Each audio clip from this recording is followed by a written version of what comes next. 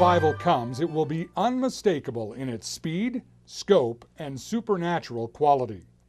And when you consider the size of the problems in America today, you would have to agree that the solution must be, well, God-sized. That solution is called spiritual awakening.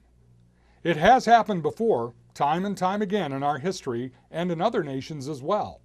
Not only have the churches been fortified by revival, but the ripple effect of spiritual awakening has changed the course of families, communities, and entire nations.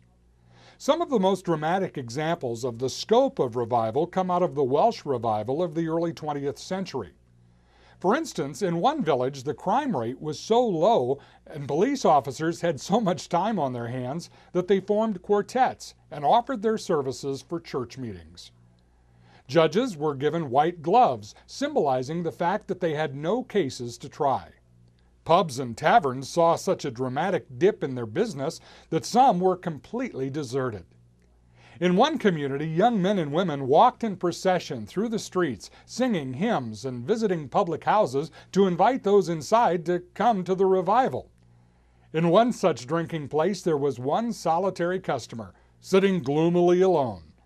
Suddenly, the evening air was filled with the jubilant voices of happy singers just outside the door. So infuriated were the people in charge of the pub that they picked up some of the empty ale pots and flung them recklessly at the happy youngsters. Disgusted with the conduct of his host, the solitary patron rose from his seat and joined the enthusiastic procession, then went with them to church, where he surrendered his life to Christ. That's the broad scope of revival.